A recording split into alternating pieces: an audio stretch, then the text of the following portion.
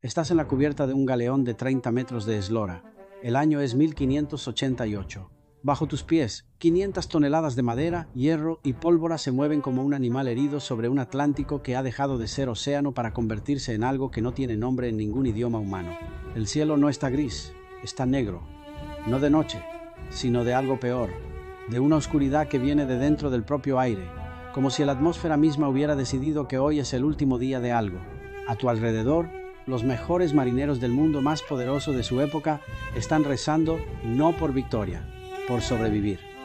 Y entonces escuchas algo que ningún marino quiere escuchar nunca: el crujido de la madera de un barco que ha dejado de obedecer el timón, que ya no navega, que cae hacia los acantilados de Irlanda que nadie cartografió porque nadie pensó que alguna vez importarían. Lo que voy a contarte hoy no es la historia que te enseñaron en el colegio sobre la Armada Invencible y los barcos ingleses que la derrotaron.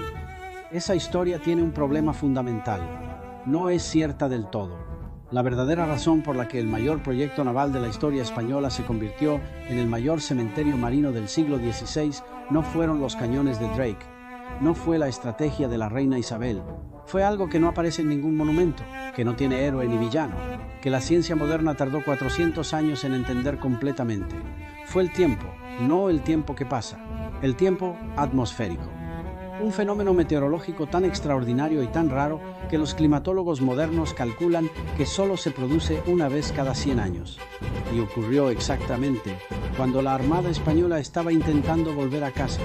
Hoy en España Verso vamos a contar la historia real del desastre de la Armada Invencible.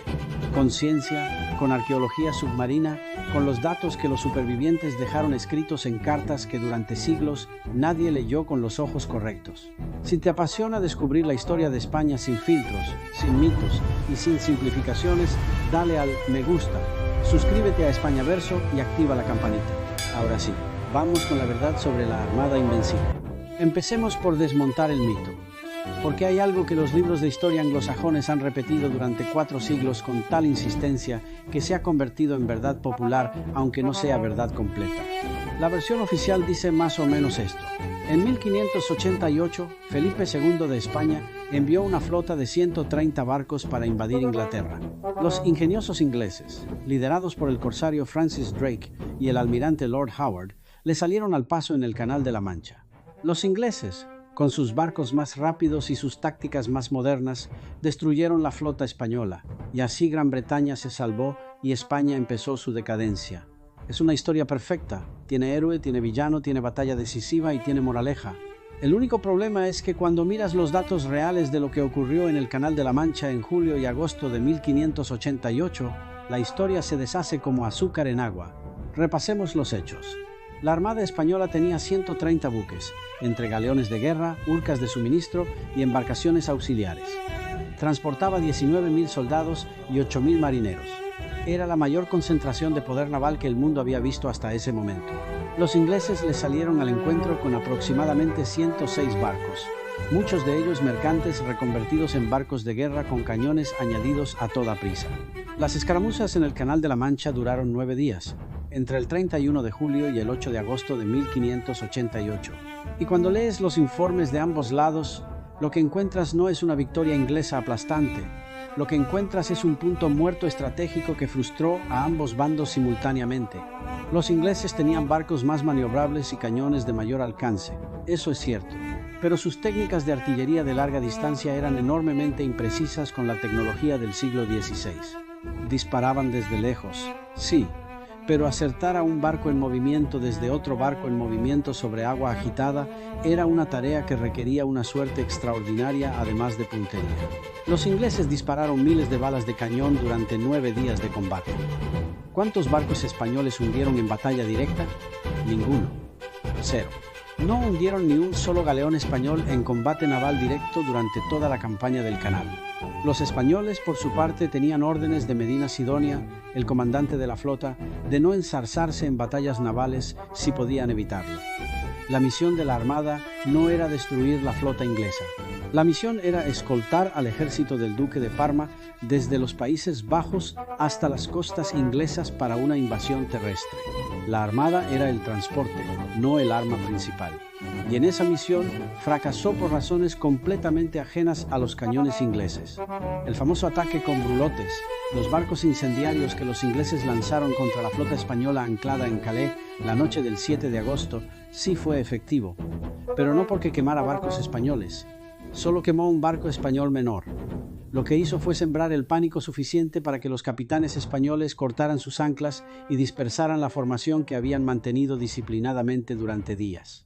Y sin anclas, en el Mar del Norte, con el viento del sur soplando en contra de cualquier regreso por el canal, Medina Sidonia tomó la única decisión posible: rodear las islas británicas por el norte, por Escocia e Irlanda, y volver a España dando la vuelta al Atlántico Norte. Fue una decisión militarmente lógica con la información disponible, y fue una sentencia de muerte para más de un tercio de la flota, no porque los ingleses los estuvieran esperando, sino porque lo que les estaba esperando en el Atlántico Norte ese otoño de 1588 era algo que ningún cartógrafo había dibujado y que ningún meteorólogo del siglo XVI podía haber predicho. Para entender lo que ocurrió en el Atlántico Norte en septiembre y octubre de 1588, necesitamos entender algo de climatología, y voy a prometerte que esto va a ser más fascinante que cualquier batalla naval. El Atlántico Norte no es un océano tranquilo, nunca lo es. Pero hay algo que los climatólogos modernos llaman bloqueos atmosféricos de alta latitud, que puede convertir el Atlántico Norte en algo que excede cualquier categoría convencional de tormenta. Un bloqueo atmosférico ocurre cuando un sistema de alta presión queda literalmente atrapado en una posición fija durante semanas, bloqueando el flujo normal de las masas de aire y forzando a los sistemas de baja presión, que son los que generan las tormentas, a seguir trayectorias anómalas que normalmente no tomarían. En condiciones normales del Atlántico Norte en otoño, las tormentas siguen trayectorias que los marineros experimentados conocían y podían anticipar. Los pilotos portugueses y españoles que llevaban décadas navegando el Atlántico Norte hacia Terranova o hacia las Azores sabían leer las nubes, el color del agua, el comportamiento de los pájaros.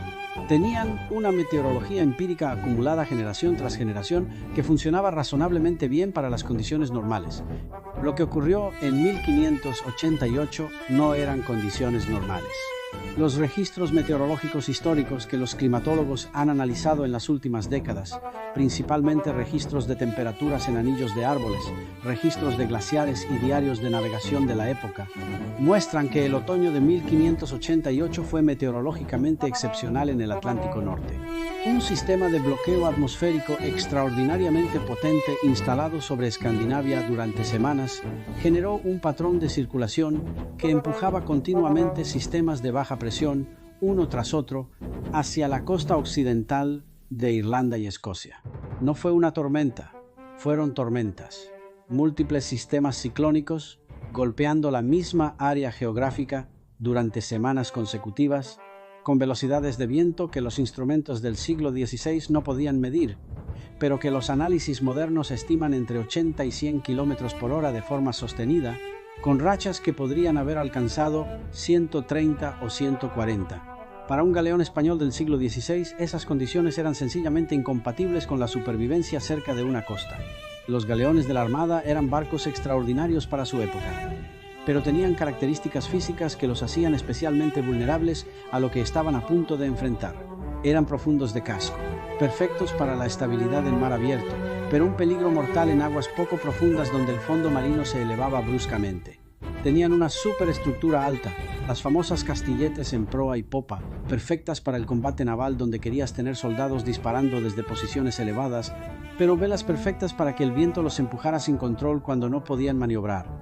Y la mayoría de ellos habían cortado sus anclas en Calais.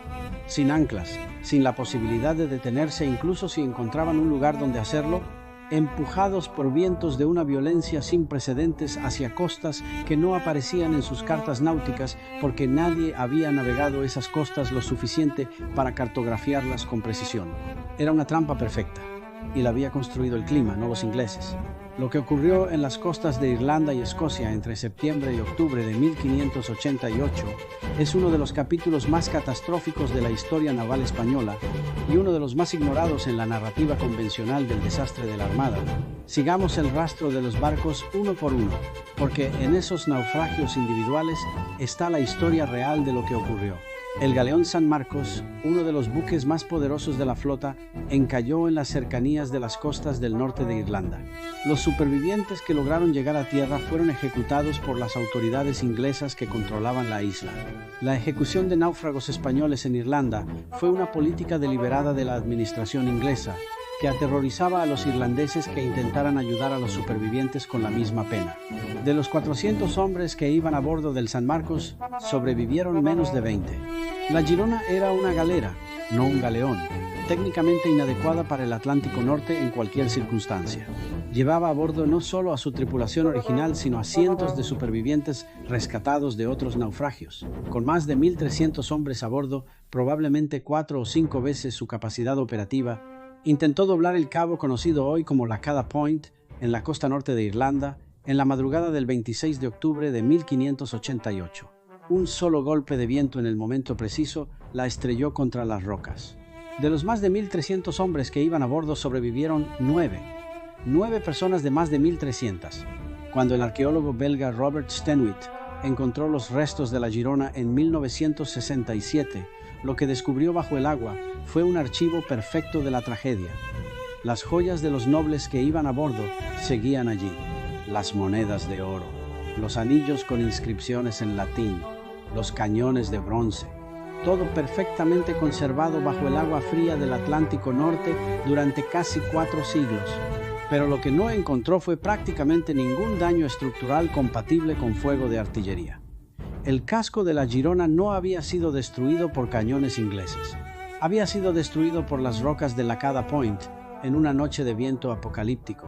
Ese patrón se repetiría en naufragio tras naufragio. El Santa Ana en la costa oeste de Irlanda. El Rata encoronada en la bahía de Blacksod. El Falcon Blanco en la costa de Galway. El San Esteban en Clare Island.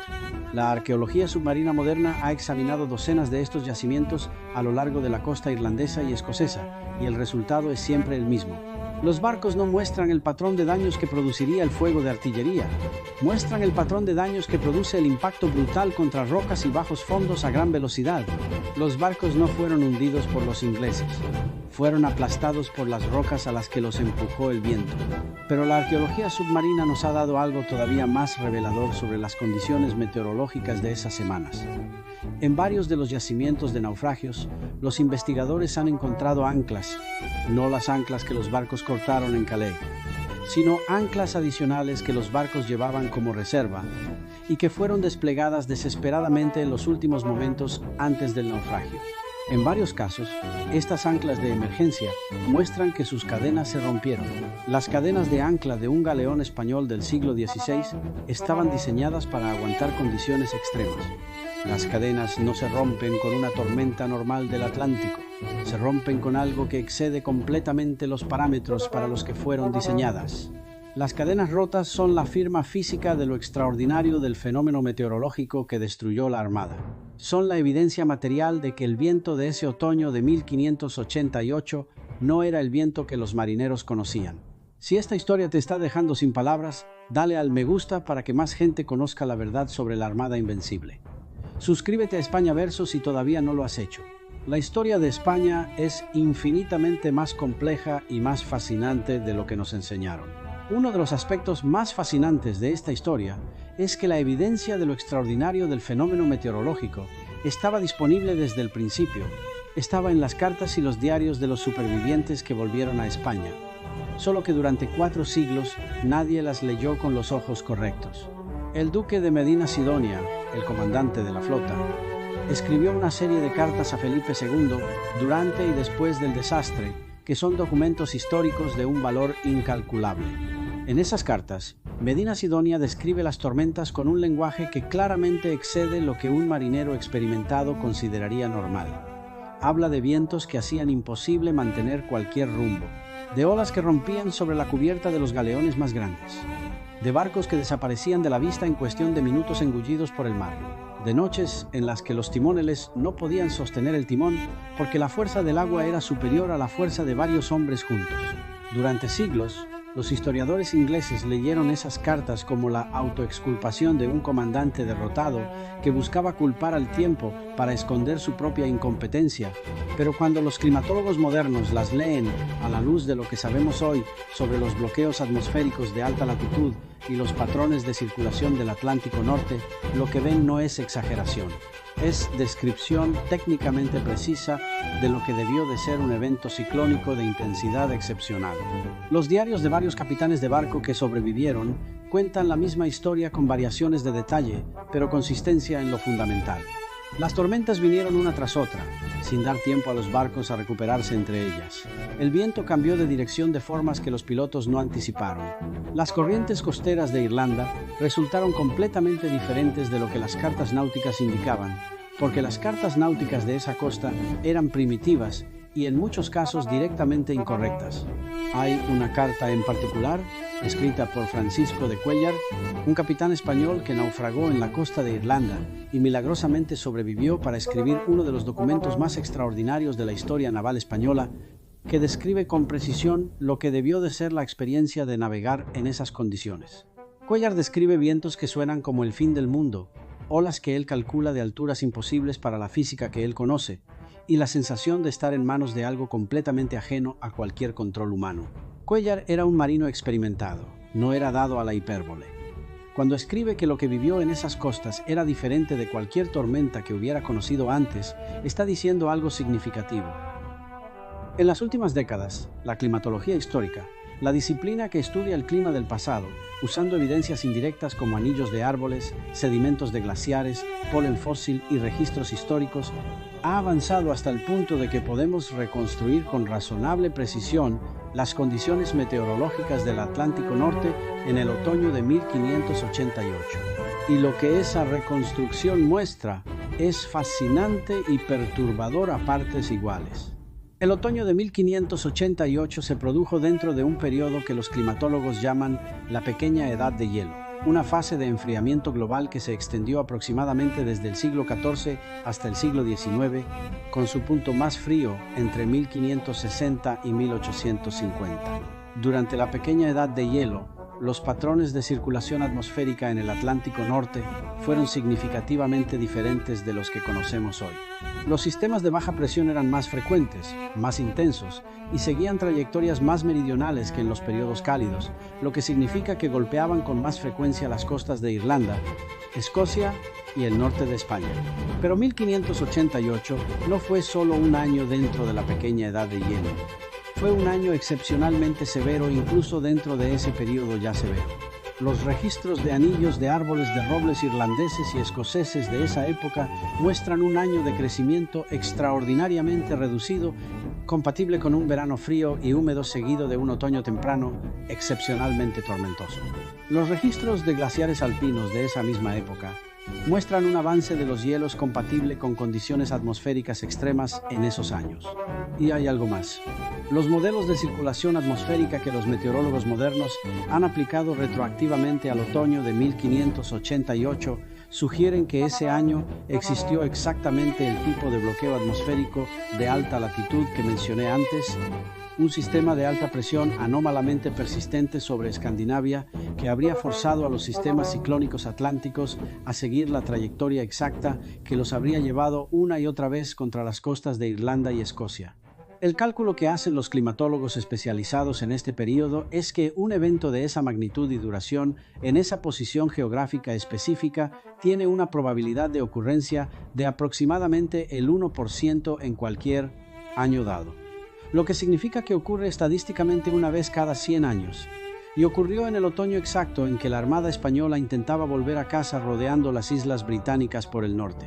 La probabilidad de esa coincidencia de factores, la flota más grande de la historia española, la única ruta posible de regreso, el fenómeno meteorológico centenario, es la que hace que la historia del desastre de la Armada sea algo más que una historia de derrota militar. Es una historia sobre cómo la naturaleza, cuando decide intervenir en los asuntos humanos, lo hace con una indiferencia y una eficacia que ningún ejército puede igualar. Hay una escena que se ha repetido en incontables libros y películas sobre la Armada Invencible. Felipe II recibiendo la noticia del desastre y respondiendo con una frase lapidaria: "Yo envié mis barcos a luchar contra los ingleses, no contra las olas". Probablemente no dijo exactamente eso, pero la atribución de la frase es reveladora, porque lo que dice es históricamente preciso, incluso si las palabras exactas son apócrifas. Felipe II, o quien escribió esa frase en su nombre, entendía que lo que había destruido la Armada no había sido la derrota militar. Y la España del siglo XVI, con toda su grandeza y todas sus limitaciones, tenía que procesar esa diferencia. Lo que Felipe II hizo después del desastre de la Armada es una de las historias menos contadas de este episodio. No se rindió, no retiró sus pretensiones sobre Inglaterra, no reconoció la derrota como definitiva. En los años siguientes envió 2 armadas más contra Inglaterra, en 1596 y en 1597. Ambas fueron también dispersadas por tormentas antes de llegar a su objetivo. La estadística se había vuelto brutalmente consistente. Cada vez que España intentaba navegar por el Atlántico Norte en las condiciones equivocadas, el Atlántico Norte ganaba. Pero hay algo más importante en la respuesta española al desastre que va más allá de la teología o de la política. Los ingenieros navales españoles estudiaron los naufragios y aprendieron de ellos. Las nuevas generaciones de barcos españoles que se construyeron en los años siguientes incorporaron cambios de diseño que reflejaban las lecciones del desastre de 1588. Cascos más bajos para reducir la superficie que el viento podía empujar, sistemas de anclaje mejorados, mejores cartas náuticas de las costas del Atlántico Norte, protocolos meteorológicos más sofisticados para decidir cuándo era y cuándo no era prudente navegar determinadas rutas en determinadas estaciones. El desastre de la Armada fue, entre otras cosas, una lección científica extraordinariamente cara sobre la meteorología del Atlántico Norte. Y España, a su manera, la pagó y la aprendió. La historia del desastre de la Armada Invencible no es una historia cerrada. Es una historia que sigue abriéndose gracias a la arqueología submarina y las revelaciones que han surgido de los yacimientos de naufragios en las últimas décadas han cambiado fundamentalmente nuestra comprensión de lo que ocurrió. El trabajo pionero de Robert Stenwith con la Girona en los años 60 demostró que los barcos de la Armada eran recuperables y que contenían información histórica de valor incalculable. Pero fue el programa sistemático de excavación arqueológica de yacimientos de la Armada en Irlanda, que comenzó en los años 80 y continúa hoy, el que ha producido los datos más significativos. Los arqueólogos han trabajado en más de 20 yacimientos a lo largo de las costas de Irlanda y Escocia, y lo que han encontrado ha sido consistentemente contrario a la narrativa de la derrota naval. En ninguno de los yacimientos estudiados se ha encontrado evidencia de daños de artillería como causa principal del hundimiento.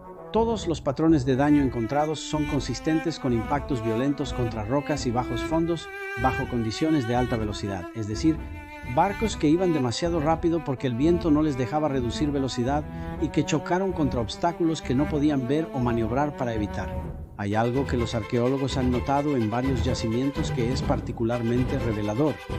Algunos de los barcos muestran evidencia de haber intentado aligerar peso desesperadamente antes del naufragio. Cañones arrojados por la borda, balas de cañón desperdigadas, de forma que sugiere que fueron lanzadas al mar en un intento de reducir el peso del barco y elevar la línea de flotación para poder navegar en aguas menos profundas. Es el tipo de decisión que se toma cuando ya no hay opciones tácticas y solo queda rezar para que el barco flote un poco más. No es el comportamiento de una tripulación que está siendo perseguida por barcos enemigos. Es el comportamiento de una tripulación que está siendo destruida por el tiempo. Los análisis de los cascos recuperados también han revelado algo sorprendente sobre la construcción de los barcos. Varios de los galeones españoles mostraban signos de haber sido construidos con maderas que no habían tenido tiempo suficiente de secarse antes de la construcción. La armada fue ensamblada con una urgencia tan grande que algunas de las maderas usadas en los cascos estaban todavía verdes, no completamente secas, lo que las hacía más vulnerables a la presión del agua y los impactos. No todos los barcos, pero suficientes como para que sea estadísticamente significativo. En condiciones normales, esa calidad de construcción habría sido tolerable. En el Atlántico Norte de otoño de 1588, fue una sentencia de muerte adicional.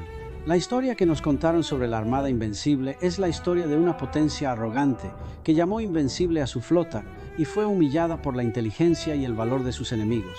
Es una historia que les encanta a los ingleses, que les ha servido durante 4 siglos para construir un mito fundacional de su superioridad naval, y contiene algunos elementos verdaderos. Los ingleses lucharon bien en el canal. Sus barcos eran más maniobrables. Su estrategia del ataque con brulotes en Calais fue brillante. Pero la historia completa es más interesante, más trágica y más humana que eso. La Armada Española fue destruida principalmente por un fenómeno meteorológico que ningún marino del siglo XVI tenía herramientas para predecir.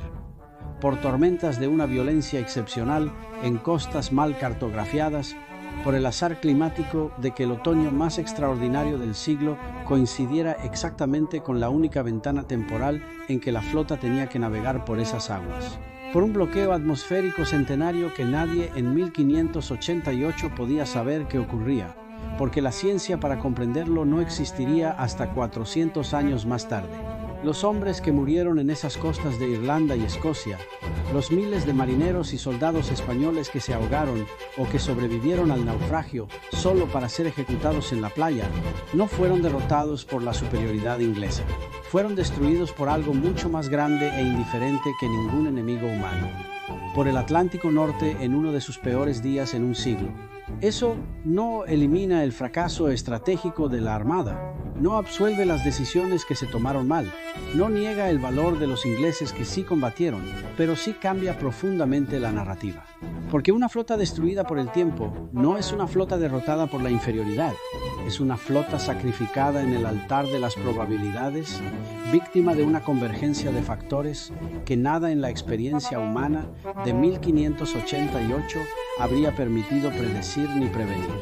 España tardó años en recuperarse del golpe económico, humano y psicológico del desastre de la Armada, pero se recuperó. El Imperio Español continuó siendo la potencia dominante del mundo occidental durante otro siglo completo después de 1588.